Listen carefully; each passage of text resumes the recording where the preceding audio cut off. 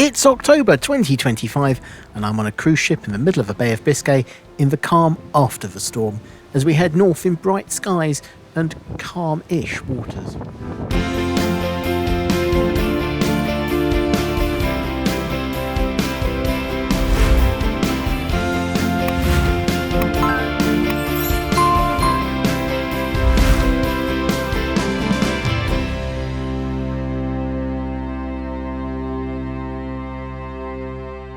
Our southbound transit of the Bay of Biscay had been a pretty rough crossing, with high waves and strong winds, accompanied at times by pounding rain, heralding the arrival a couple of days later of Storm Benjamin.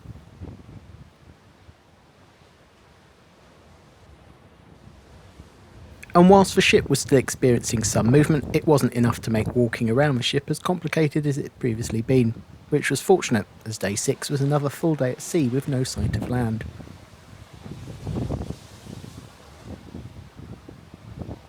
In a complete contrast from the southern voyage, there were large patches of blue sky and even sunny spells as we made the northern transit back from Vigo on the Spanish Atlantic coast, where we had sought shelter from the worst that Benjamin brought to the bay. In fact, the weather was so calm and unseasonably pleasant that people were even taking to the outdoor pools and hot tubs, though the internal pool remained drained for safety.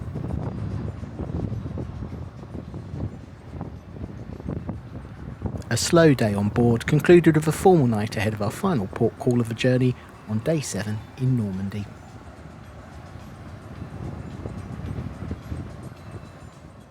In contrast to the Spanish ports further south and much further west, dawn was well and truly underway as we completed the process of parking up in Cherbourg.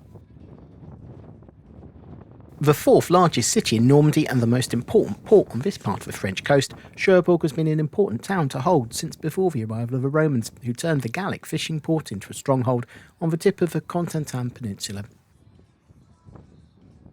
Cherbourg was a strategic prize during the 100 Years' War and a vital port for American troops to capture during the Normandy landings in 1944. The natural harbour was enhanced by the decision to create an artificial harbour by building a subsequently heavily fortified breakwater and then the establishment of a military port.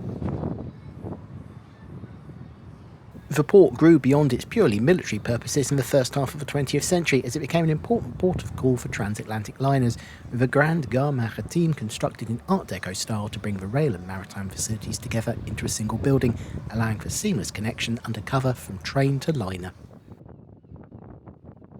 Even before the construction of the Gare Maritime, the port played a role in one of the Atlantic's worst tragedies. Cherbourg was the last port for the RMS Titanic moored in on her ill-fated maiden voyage. Had someone checked here that the box containing the binoculars could be opened, then there is a chance that the ship's sinking could have been avoided. On departing Cherbourg, the ship sailed to Cove in Ireland to board its final passengers, but boarding was by tender, with the ship remaining out in the bay and not actually docking in the Irish town. Cherbourg Gare Maritime Transatlantique was inaugurated on the 30th of July 1933 by Albert Lebrun, the President of the French Republic. Whilst partially destroyed in 1944 and the battles that raged during and after the Normandy landings, the building was restored and was in heavy use during the 1950s and 60s, a period when transatlantic liners were still the most practical way for most people from Europe to be able to, reasonably affordably, reach North America. However, the jet age and the rise of the jumbo jet led to the slow decline of the traffic, and in the early 1990s the terminals closed, with a railway line cut back to the station in the centre of town.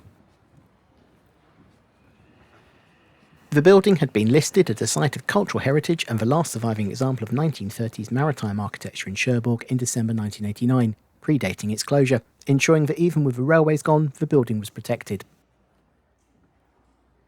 In 1996, an architectural competition was announced to transform the building into a naval museum, with works beginning in 1999 and the Cité de la Mer Museum opening in 2002. Coming full circle in 2006, a new cruise terminal to support Cherbourg's growing cruise industry was inaugurated, utilising the former baggage hall of the Gare Maritime Transatlantique. Cherbourg spent much of the 100 Years' War being fought over, being a vital bridgehead for invasion by the English and French forces. Along with Calais, the control of the two harbours was vital for control of the whole country. Cherbourg Castle was once described as one of the strongest in the world, and during the course of the Hundred Years' War changed hands 6 times as a result of deals or agreements, but never by force of arms. The siege of Cherbourg in 1450 saw a victorious French army finally expel the English from Normandy nearly 400 years after the Norman and English crowns were united by William in a field in Sussex. Sometimes rivals, sometimes allies, the relationship between England and France ensured the port was always important and continued to grow through the 17th, 18th and 19th centuries. With the signing of the Entente Cordiale in 1904 and the subsequent enduring alliance between the two countries, the port has played a vital role in European wars of the 20th century, with Cherbourg being a major port for British and American troops during World War I, and the primary objective of the American troops landed at Utah Beach during the Battle of Normandy. American troops encircled the city on the 21st of June 1944, and 5 days later, after bitter resistance and street fighting, 37,000 German soldiers surrendered. Within a month of frenetic work by French and American engineers, the port, which the Germans had obliterated in bombing raids, welcomed the first Liberty ships, and from then until the victory in 1945, became the busiest port on the planet. The Americans returned control of Cherbourg to France on the 14th of October 1945.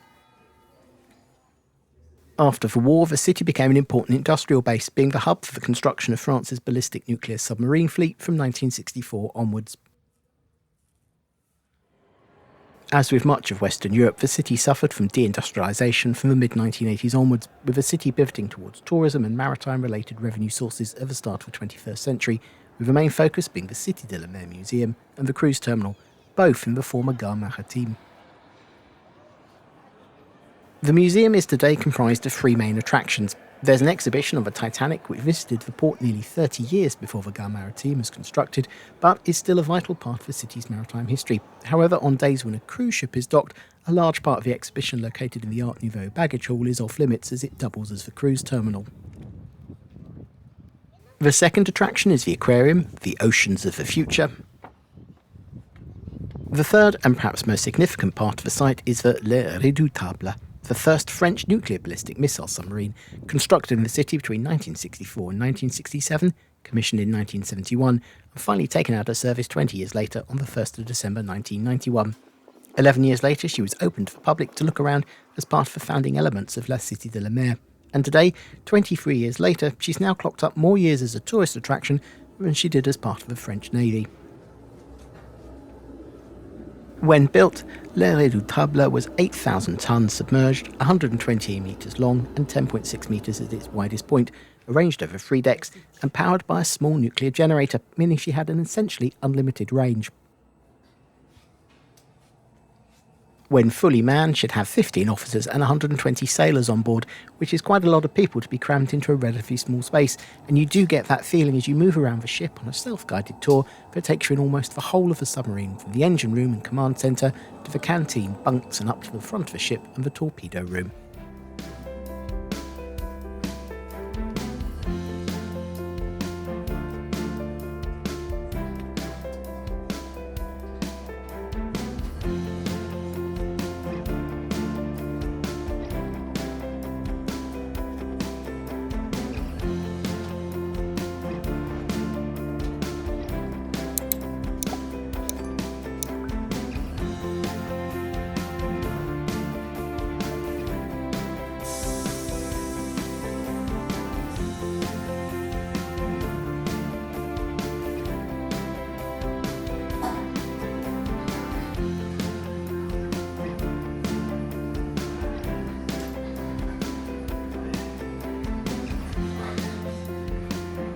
Though it should be noted that as part of the works to prepare the ship to become a museum between 2000 and 2002, the nuclear reactor was removed, replacing that section with an empty steel tube, so you don't have to worry about getting an unhealthy dose of radiation.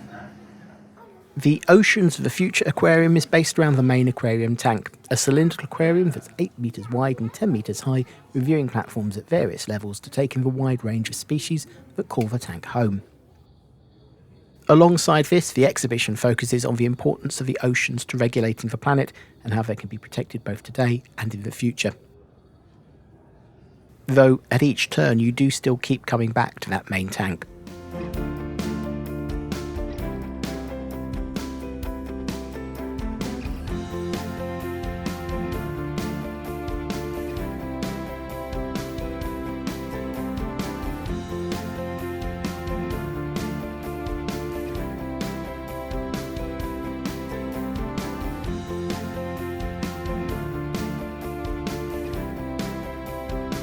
Several smaller tanks house other exhibits, including, if you can spot them, a pretty striking octopus. At the end of the grounds is a former World War II bunker which you can climb to the top of to take in views over La Redoutable,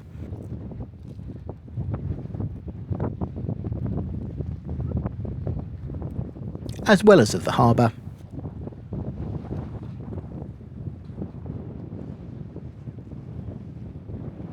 And if one happens to be in, a cruise ship moored up at the Cherbourg cruise terminal. Visiting La Cité de la Mer is a safe bet when on a cruise, as the museum closes 30 minutes before all aboard time, meaning there's no excuse for missing the ship or even having to make the run of shame along the harbour side. Though this being the last port of call, and Cherbourg having regular normal ferries back to Portsmouth and Poole on the Hampshire and Dorset coasts of England respectively, it's not catastrophic if this is the port that you miss the ship from. As the harbour team prepared the ship for departure in the light of the setting sun, it was time for our final night on board before our arrival back into Southampton the following morning. Normally, the final night is always a little longer as the ship's clock revert back from European to UK time, but tonight was special. The last Saturday in October meant a leap back from 10 PM to 9 PM to correct for Europe-UK time, and then a second leap back from 2 AM to 1 AM as daylight savings time came to an end across the continent and the slow march to winter continued. Not that Benjamin appeared to have noticed that it was technically still summer when he forced us out of the bay.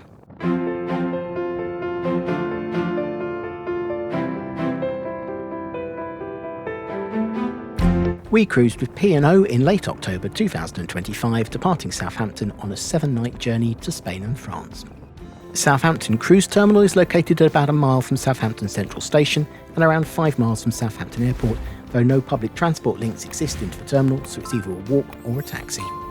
Southampton Airport has connections to principal cities across England, Scotland and Northern Ireland, as well as Ireland, Spain, France and the Channel Islands. Southampton Central is less than 90 minutes by regular fast train from London Waterloo. Most services stop at Woking for Rail Air bus links to Heathrow Airport and its global connections.